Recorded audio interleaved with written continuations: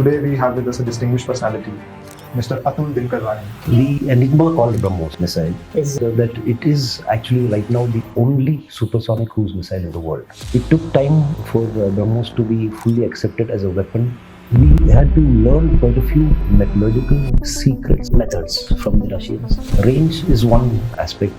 The speed takes over everything. Why Philippines? Why not other countries when the demand is so high? This is a weapon which means it's business, and there's no overplay. It actually does it. Welcome to the new episode of Man Gan. I'm Prateek, and today we have with us a distinguished personality, Mr. Atul Rane. Mr. Rane has served as the CEO and MD of BrahMos Aerospace Pvt from 2021 to 2024. He was also associated with the BrahMos project since its inception in the 1990s. Besides BrahMos, he's been part of several other high-profile missile projects of strategic importance. Thank you so much for being with us, Mr. Rane. Thanks. Let me begin the podcast with my first question. The efficacy of the missiles have been proven with the recent operation. Let me compare BrahMos. Let me take the conversation to its efficacy at the global level. How does BrahMos compare with the latest state-of-the-art cruise missile systems possessed by different countries? First of all, let me say thank you for having me on the podcast. The enigma called BrahMos missile is that it is actually right now the only supersonic cruise missile in the world. There are a few missiles which mimic or try to say that they're supersonic, but they're actually supersonic only towards the end of their flight trial. Otherwise, most of their flight profile is subsonic. Of course, when we say subsonic, below the speed of sound, which is 330 meters per second at sea level, BrahMos flies at 3 times that speed. That means the range which BrahMos covers is 3 times faster than any of the other missiles. Having such a high velocity, it has a huge kinetic energy. So in fact, even a warhead is not required for BrahMos when it's an anti-ship role. We have, during our trials, we have hit ships from the port side and exited from the starboard side. That is, because of its sheer speed and energy that it has, it's able to penetrate a full ship through and through. But yes, a warhead is required to do the final damage. Hence, it's easy to say that the US has cruise missiles of 1,500 kilometers range. Range is one aspect, speed and reaction time to your missile is the other aspect. We may be a little lower range than the Tomahawks today, but we have something which is known as speed. And the speed takes over everything. As of now, we have not yet found a surface-to-air missile or an anti-missile defense which has been able to shoot down BrahMos without a priori knowledge. That means it's used and it's literally invisible. And it's sort of proven during this last 1 month. And also, my other question would be to you is, how long can the missile compete with its nearest competitors, given its present technological advancement? You see, when BrahMos started 27 years back, we started as a supersonic anti-ship cruise missile. Now, the BrahMos philosophy is very simple. You might have a state-of-the-art leader weapon, but don't rest on your laurels just there. You need to keep working and improving the conditions of that missile, or work on a product which is better than that. What we have done is, BrahMos has undergone so many advancements over the last 27 years. It's matured from an anti-ship cruise missile to a land attack missile capable of steep dive and many more advancements added on. We don't talk about that too much. So that is a continuous improvement. Surprisingly, we have not hit the limit yet. BrahMos has a much larger scope of improvement.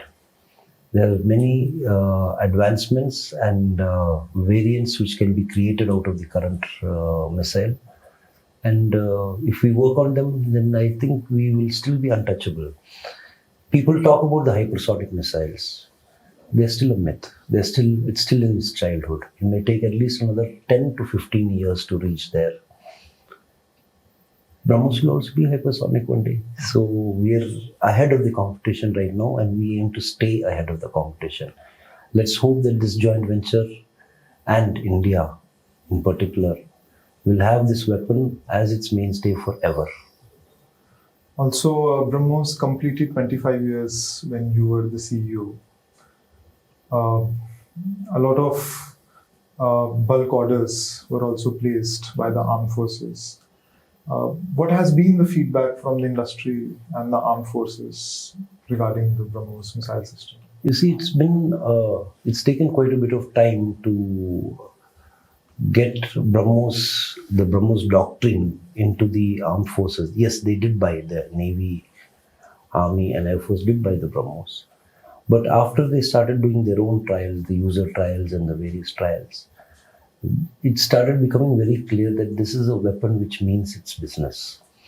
When it's claimed that BrahMos can do A, B or C, it does it. And there's no overclaim. It actually does it. This increased their reliability or their reliance on BrahMos. The Indian Navy went forward and said, this is our frontline weapon and we are going to have it on every naval ship.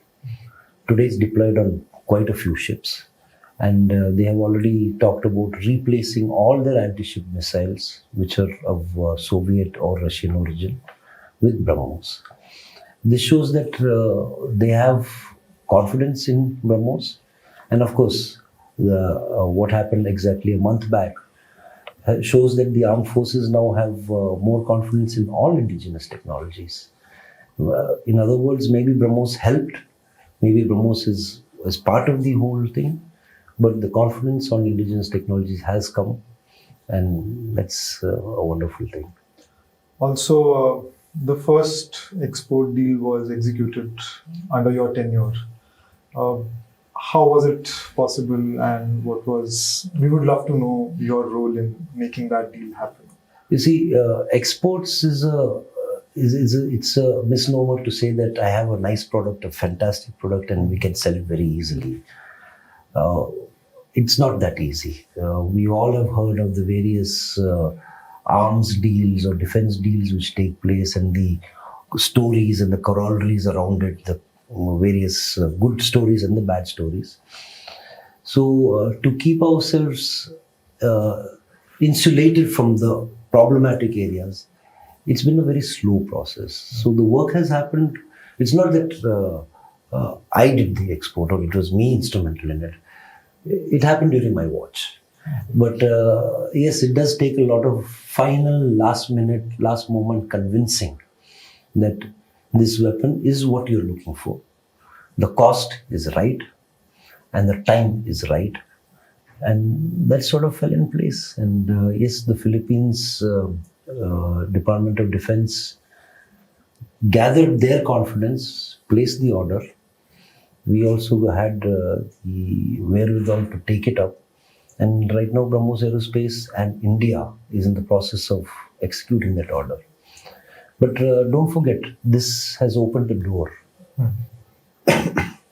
Opened the door not just for BrahMos, not just the BrahMos missile, but all the other Indian defense products now are out there in the open. Because once it is proven that India is able to manufacture, deliver, and of course, after Ops Sindur, use these weapons, people have the confidence to buy. I only expect that the number of exports will only increase. After our Philippines order, there have been a lot of orders for BDL, for Bharat Forge, and a lot of other companies, L&T. They've all picked up very interesting and fairly large, maybe some of them are almost equivalent. This is just the start. And there are many more in the pipeline. And another curious question I'll have on this is why Philippines and why not other countries when the demand is so high? Yeah, when we did our first international exhibition, we did our first flight trial in 2001, and we were out there in 2001 itself. June we had the flight trial, in August we were in Moscow for the air show. And all we did is we had a video playing of our flight trial and 2 placards saying this is what the missile is. At that moment itself, there was a lot of interest, international interest in this missile. One, it's flight tested and it does look like it can work. Second is, can we buy it? Well, BrahMos is a joint venture, and we can only sell to friendly foreign countries mutually agreed to by both the governments, Government of India and Government of Russia. That narrows down immediately the number of countries. So hence, we have to look at only a very smaller number. Honorable Prime Minister has talked about look east policy. So Southeast Asia seems to be the best place to start off with. But we do have buyers west side also. I now come to my next question on the commercial viability and the profits booked by BrahMos. In financial year 2024, profits rose by almost 15%. And this was a significant jump over the profits in financial year 2023. And how was it possible? Can you share the success story of BrahMos on the financial side? You see, as I was just saying, it took time for BrahMos to be fully accepted as a weapon or a frontline weapon. It was accepted as a weapon, but as a frontline weapon. And there's always been the crib, which I'm sure stays even today, that it's a very expensive weapon. So be it. Technology is expensive. Anything of high technology will be expensive. But once the confidence of the armed forces was there in this missile, the armed forces, like the Indian Navy, says we want it on all our frontline ships. So they wanted a huge number of missiles. The Indian Army started saying that we need to replace the missiles which we have used during our practice, and we are looking at expanding. The Indian Air Force, of course, slowly started gaining their confidence after, because they were the latest entrant into the air-launched BrahMos. They also looked at a huge number of missiles. And as I said, that it was a process, and again, it was during my watch that large orders came in. And the moment large orders come in, which includes the export order of $300 million with the Philippines, which happened exactly during the same time. So though we signed the contract in 22, the money started flowing in 23, 24. So automatically profits will increase. But mind you, BrahMos doesn't make profits on sales which we make to the Indian Armed Forces, to the Ministry of Defense. We work on a very wafer-thin budget. Yes, of course, there are some profits which you need for operational requirements. And even if there is any profit over and above that, we do not give a dividend to our shareholders. Our shareholders being the Government of India and Government of Russia. We plow that back into R&D for the missile. As I said, the missile has improved from what it started as and what it is today. Those are part of the profits going back into that. We do look for more money for other advancements, but R&D is an expensive thing.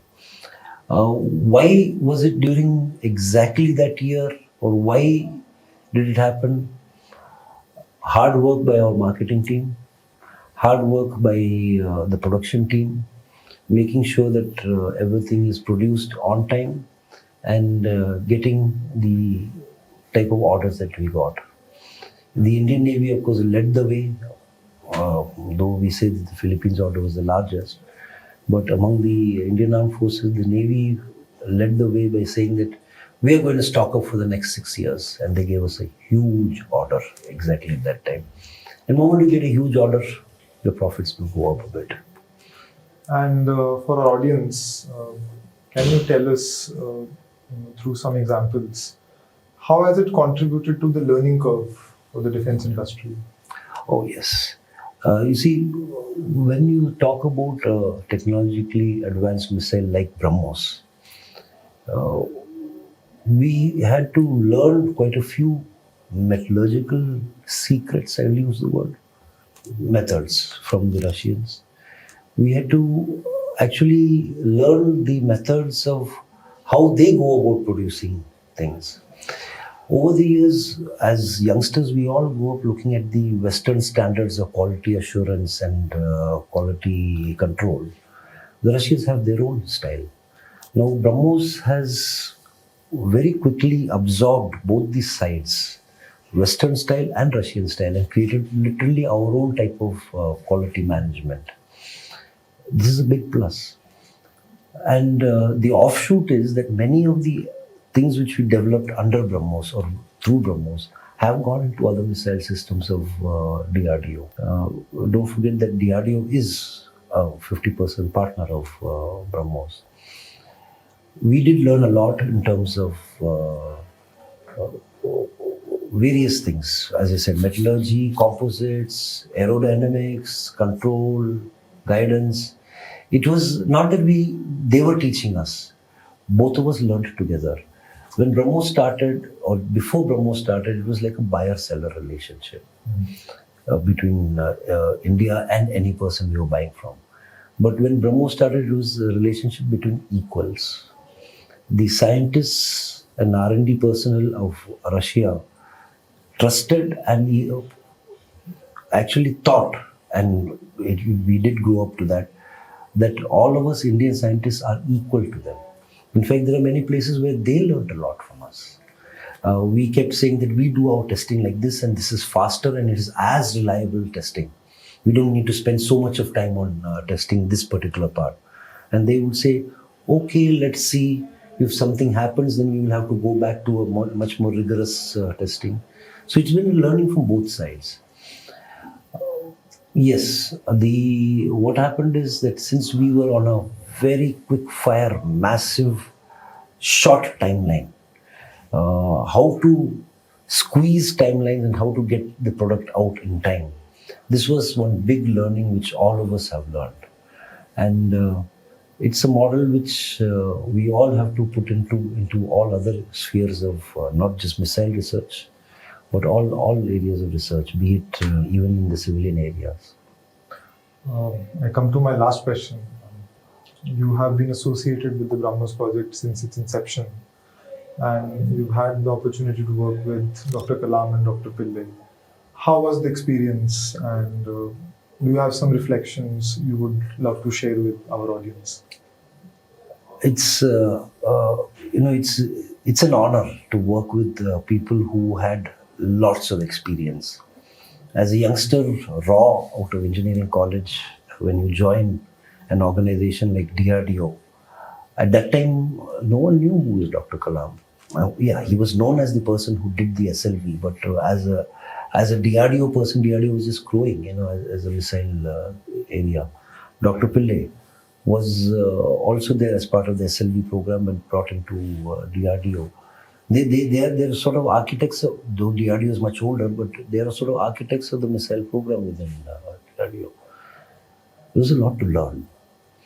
Not only learn in terms of technical things, learn in terms of management, man management, technical management, program management, how to handle human beings. This also was a very big learning from them. But it's not only the two of them. There were many more we have worked with over the years, the project directors of the various IGMDP programs. Each one had his own experience and methods of handling. And it's very interesting to know that literally every missile project picked up by DRDO has found fruit, has gone into production. Maybe late, maybe slow. Those are not due to the lacunas in R&D, not because of the problems in management. This is a generic problem we have, which we are trying to solve within the whole nation. Because you have to look at raw materials, you have to look at supply chain. But another thing which happened was the industry also grew. And all our leaders showed that DRDO cannot do it alone. you need the Indian industry. And very, very interesting, the Indian industry also jumped at the proposal that we can work with DRDO and for that matter with the Russians also, with BrahMos, almost on equal terms. Some of them came forward and put in their own money also to create their own facilities. This was something new, and this was a model which BrahMos actually created, which is slowly being replicated in other areas. They were giants. And I always say that BrahMos Aerospace Pvt. Limited, the success of it is because it stands on the shoulders of two big giants, DRDO and NPO Maschinenstrenja from Russia. And they were both these organizations were led by giants in themselves. Dr. Kalam, Dr. Pillai, on the other side, Dr. Efremov, I mean, grand old man. They were all giants. I mean, our project directors, each one of them, experts in their areas, Mr. Venugopal and Mr. Som. I mean, each one had their own peculiarities, but a whole steadfast vision that we need to complete this in time and with this quality. Something which we learned, all of us learned, and hopefully it rubbed off on me, it rubbed off on my colleagues. I hope we've been able to rub it off on the younger, the third generation who are there. Because when Op Sindoor actually took place, of course, as an afterthought, we know that the weapons were, these vectors may have been used. It's very rare for a single person, unluckily Dr. Kalam is not with us, but who have worked on the concept, design, development, testing, production, training, and actual use of the weapon. We are blessed. A generation before me, my generation, and the generation after me who are currently also working on BrahMos. We are blessed to have seen this cycle. And this was all put in place by those geniuses of that time. Thank you so much for sharing such rare and fascinating insights on the world's most complex missile system. And we'll be back with more such exciting conversations. Thank you so much. Thank you. Thank you for having me. It's been a pleasure. Please like and subscribe our channel, Man Gan. We'll be back soon. Thank you so much.